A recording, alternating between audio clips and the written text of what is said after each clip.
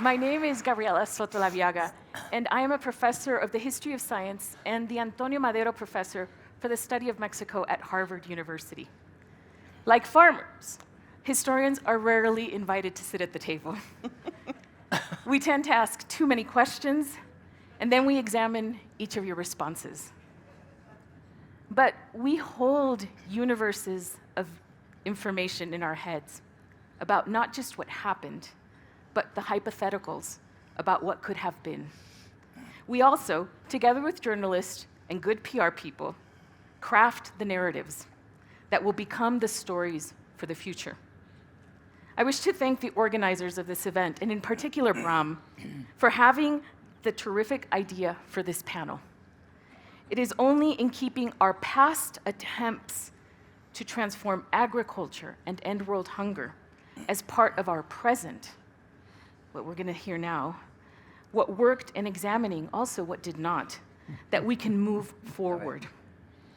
It is my sincere honor to be sitting here today with three remarkable individuals who, in addition to their own personal accomplishments, are direct descendants of historical figures. Norman Borlaug, President Franklin Roosevelt, and Eleanor Roosevelt, and Marte Gómez. Before I begin, when I will ask each of you to introduce yourselves, I wanted to let you know that this panel will be bilingual. Two of our speakers will be speaking in English, and one will be speaking in Spanish. So you have a moment now, if you wish, to go pick up a headset for translation. And with that, I just want to give you a little bit of the remarkable historical composition of the individuals that we have here on stage.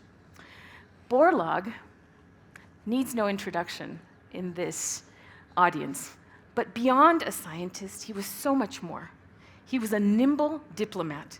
He was an extraordinary fundraiser, a charismatic figure who could charm heads of states and presidents of foundations, with often a single-minded vision, a trait that was needed at the time. We find ourselves today in very similar circumstances of a world in turmoil and a world that is hungry. So we will be listening today to some of the legacies. Franklin Delano Roosevelt, the longest-serving US president from 1933 to 1945. Listen to those dates. Those bookends are tremendous. The Great Depression and World War II, presiding over this tumultuous time. Two of the most dramatic events of the past century. Yet, he was able to enact the New Deal, a series of projects and financial reforms that transformed American society and impacted the globe.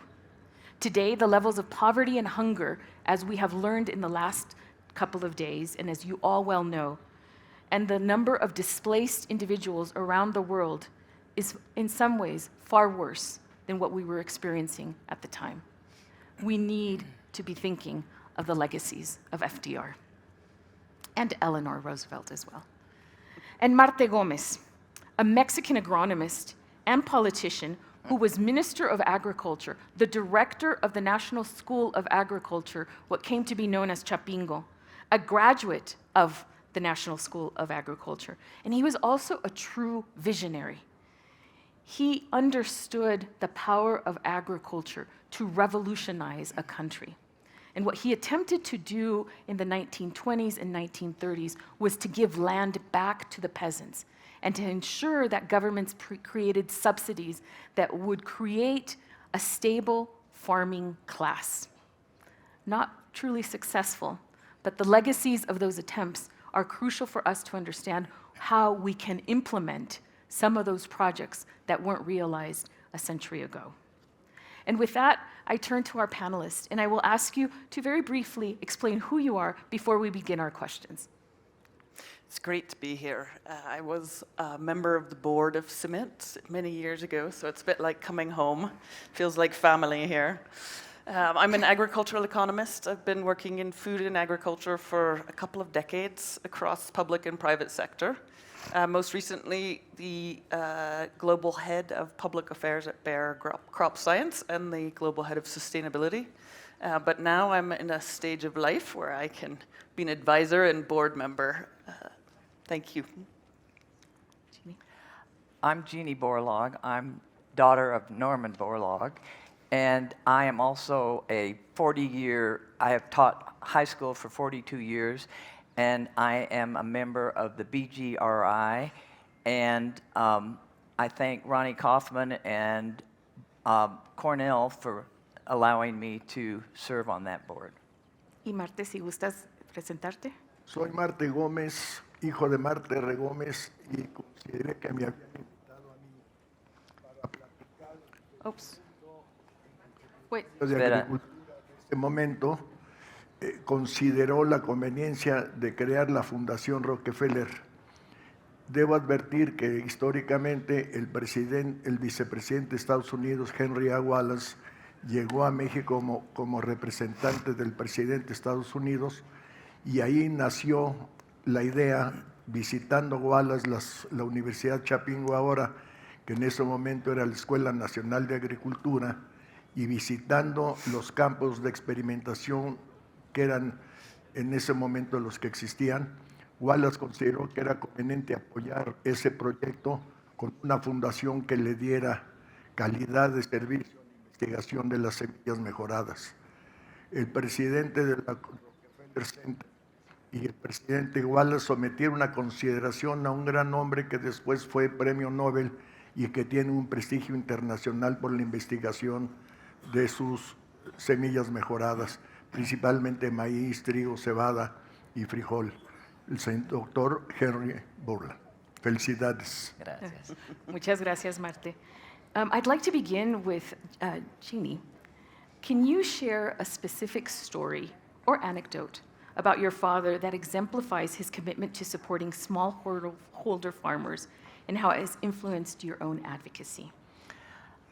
I have many stories to tell, but the one that I would love to share with you is one of the last ones when I went with my dad to Ciudad Obregón to his farmer field day, and was able to see the farmers come out and celebrate my dad's life and enjoy each other. And there was a whole table full of about 10 gentlemen that had started out in the 40s with my dad as poor farmers and had progressed and had made Sonora, Ciudad Obregón, a mecca of wheat. And these gentlemen were just genuinely fond of each other, and it just made my heart feel happy to see how happy all of them were.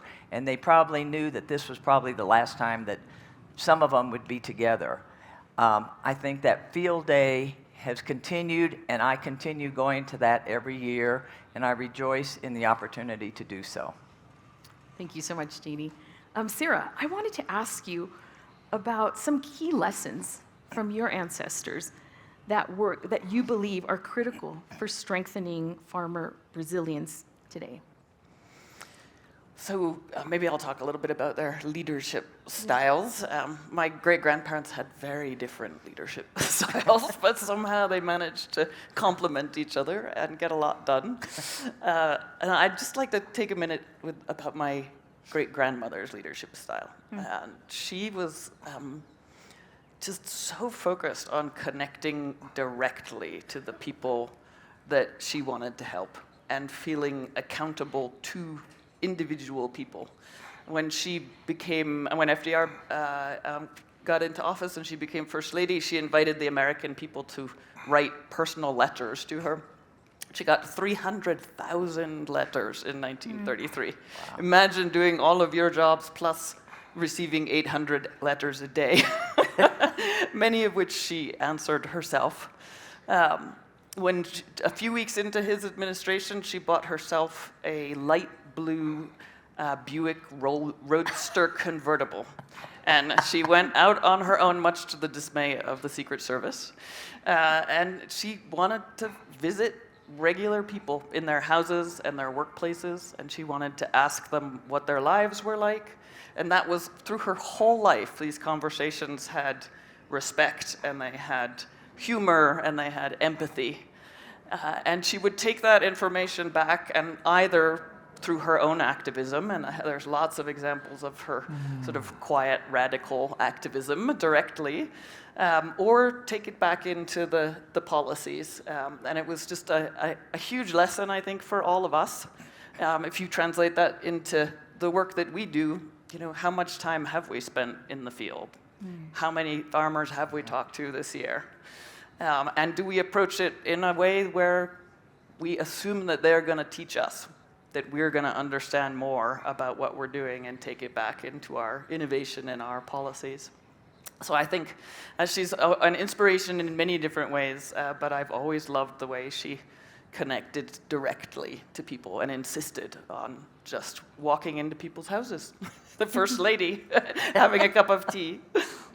I see a theme emerging here in terms of being with the people, going directly to the people, not waiting for them to come to them. Wonderful. Y Marte, a ti te quería preguntar sobre el legado de tu padre.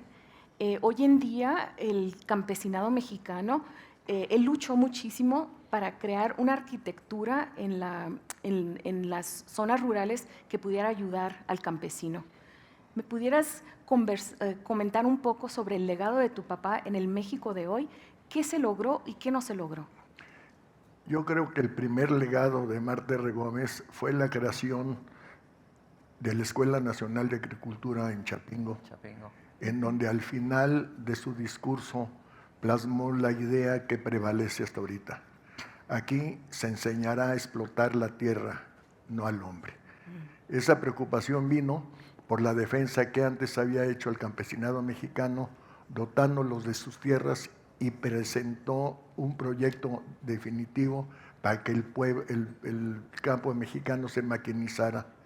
En 1940, cuando fue secretario de Agricultura, no solamente trajo la Fundación Rockefeller, sino también trajo las primeras máquinas agrícolas que sirvieron para mecanizar el campo. Trilladoras de trigo, arados. Se eliminaron por primera vez en esos años los arados de palo y se convirtieron en arados de lámina. Yo creo que su protección al campesino y su apoyo al campo mexicano es su legado más importante. I love this idea of taking the slogan of the National School of Agriculture. We're here to exploit land, not people. We don't exploit the farmer. And to also that mechanization was crucial, which reminds me of listening to the farmers from yesterday asking how can they bring mechanization to their fields even today. Jeanie, I want to follow up with something that I've heard you speak about on other occasions, and this is about community service. I know that this is something that's really dear to your heart, as is the involvement of youth. So could you intermingle a bit of what you do and how the lessons from your father might have impacted the decisions of your involvement in these areas? Thank you. I started a community service program about 30 years ago in 2 high schools in Dallas, Texas, and I became very involved with getting the youth out of their little bubble and going into helping people of all different kinds, animals, different people that were in distress. And I think I learned this through watching what my mother and my father were doing in their type of work. Of course, my dad was out in the world being a humanitarian, and my mother was at home being a mother and also very involved in volunteer work. And through that, I realized that it's so important for all of us to help each other. It doesn't matter what status of life we have or where we live or where we're going. And I think by my teaching these students the importance of going out and helping others has really been beneficial. I have followed some of these students for the last 30 years from when they graduated from high school. They've progressed on to college, and they've gone around the world and helped and worked in different fields. And ultimately, they all send me back notes, which is I'm always very glad to see. They send me notes and say they're on boards now, nonprofit boards, or they're out doing volunteer work. And so I think it's it's very important for all of us to make our young people realize how important it is for them to give of each other and to work in a world where we could all be one. Thank you. Thank you so much. And this notion of mentorship okay. and how important mentorship is, not just for a single generation, but how it keeps coming through. And I think mentorship came from, I always tell my students that when I talk about my dad was like four things to me or to any of us. He was, of course, a scientist, but he was a humanitarian, and he was a mentor, and he had hundreds of international students that came and studied under him. He had one American student, which is right here, Ronnie Kaufman, but the rest of them were from all over the world. And I learned that. But one of the biggest things that I failed to remind people of is he was a politician also. He was able to go into any place in the world and try to talk somebody into something that they didn't want to be talked into. I'm not quite that good, but he was.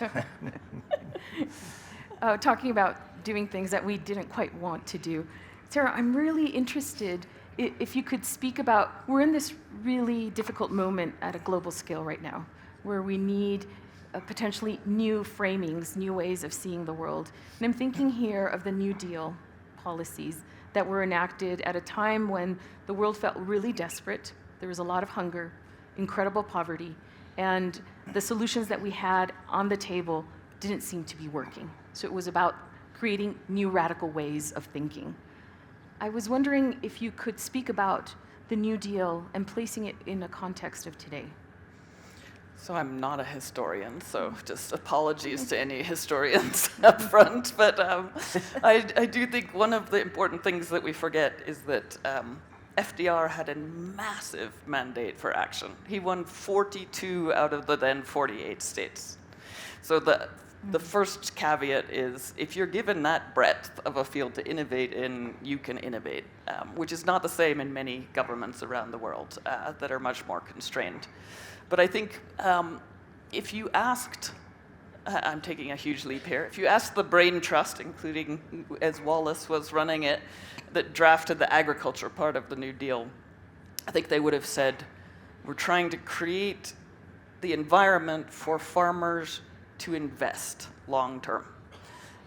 So it wasn't a narrative about innovation, which I think is interesting because not here in this conference, but many times in our agricultural development work, we talk about resilience and the future and climate change in a technology lens.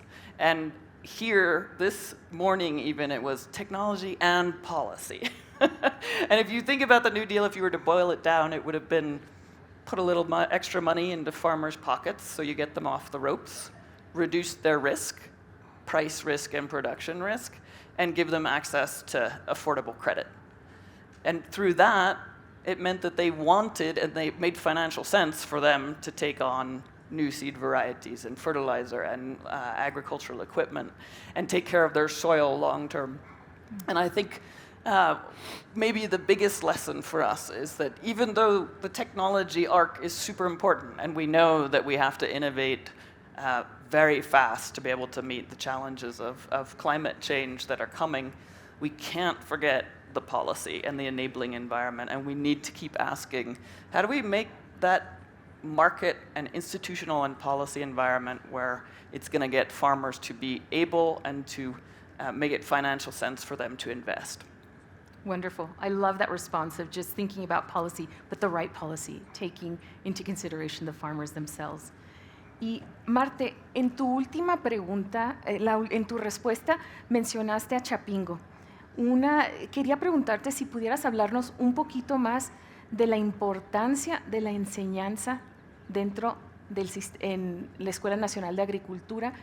Hoy en día estamos viendo que la juventud no quiere entrar a la agricultura. ¿Me podrías hablar un poco de la importancia de educar a esta nueva generación? Yo creo que la importancia más importante de las escuelas de agricultura, no solamente Chapingo, es fundamental teniendo en cuenta de que México es un país donde existe una gran cantidad de mexicanos A ver, sí, al creo. servicio del campo. A En ver, ese- ¿qué van a dar eso? En ese sentido, los agrónomos que están estudiando diferentes especialidades para los cultivos que tenemos, que son múltiples, son muy importantes. Cada vez que sale un agrónomo, se dedica al campo y se enamora de él, por su diversidad de cultivos y por el beneficio que otorgan los mexicanos. Nosotros, pienso yo, que si comemos y nos alimentamos de lo que produce el campo, lo menos que podemos darles es una educación que les permita vivir adecuadamente. Muy bien. Muchas gracias. For that last sentence, that was just so beautiful. It merits translating. That if farmers are feeding us, the minimum we could do is educate them, and educate them with new technologies and new forms of understanding the land. For a last question for each of you, Jeanie, I would love to hear from you about WIT. If you could tell us what it is, how you became involved, and what that means to you. Women in Triticum was started at Cornell 13 years ago. And what we do is we give scholarships to women that are in research, that are working on their master's or PhDs, and in wheat right now. And we help them advance their future.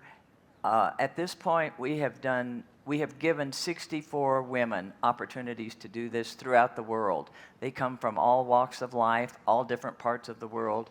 And it is wonderful to see how Cornell has been able to put this into action, and we continue doing it. Each year we take between 5 and 6 women applicants out of maybe 30 or 40 that are sent in to us, and choose them to be WIT women. My vision for this is that we would be able to someday, I don't know how we'd ever do this, is get them all together in one room. Maybe at the World Food Prize, that would be great. But it's a great opportunity for us to advance women in agriculture, and I know that my dad would be very proud to have this happening right now.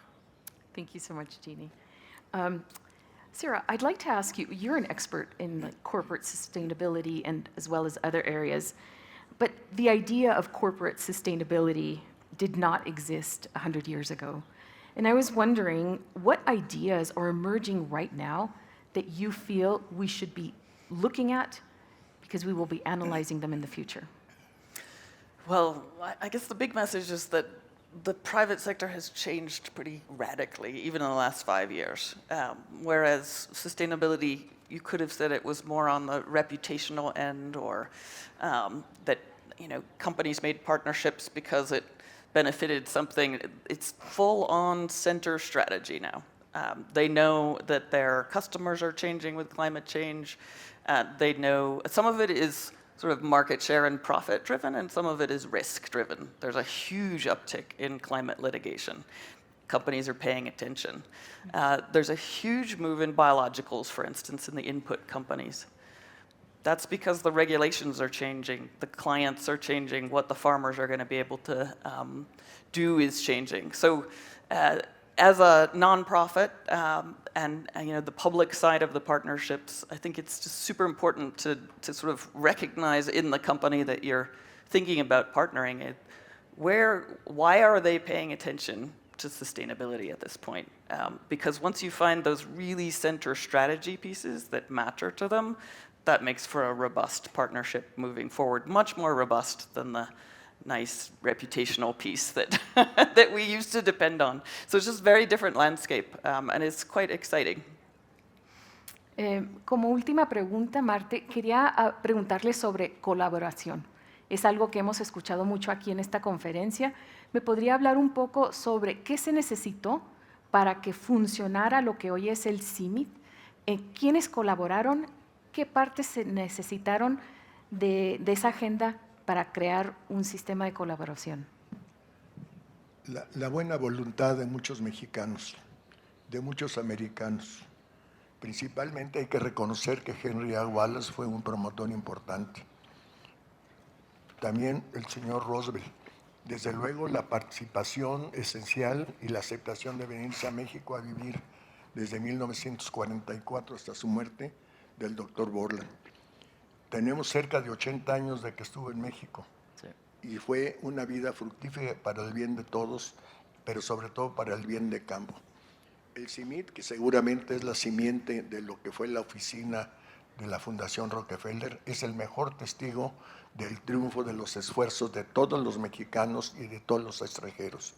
Yo creo que la buena voluntad, el esfuerzo y el trabajo cotidiano, porque fue un trabajo de todos los días, de todos los meses, de todos los años, constante, para servir a un país que lo recibió al doctor Borlaug con los brazos abiertos.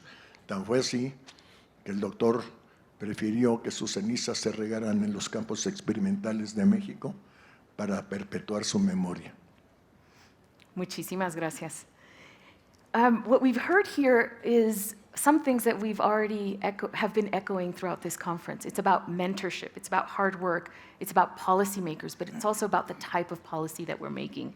It's about going to the people and not waiting for the people to come here. It's about innovation, but what type of innovation? And it's about farmer education, all these things which are needed. And in closing, I want to say that at Harvard, we don't have an agricultural track, but we have a business school, we have a public health school, we have the law school, and the college. And in all of these areas, students, both undergrads, graduates, and professional students, are asking for more classes having to do with food. I don't think it's coincidental.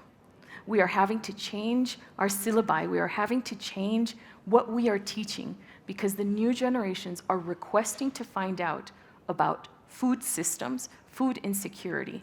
And these aren't future scientists. These are the future policymakers, those who will be sitting at the tables leading corporations and leading countries. And food is a concern right now of the students. What we teach them and how we teach right now about food is very important. So, as a plea for all historians, invite historians to your table. We will ask sometimes the tough questions, and we might reframe how we think about our past so we can move in different directions in our future. Thank you so much.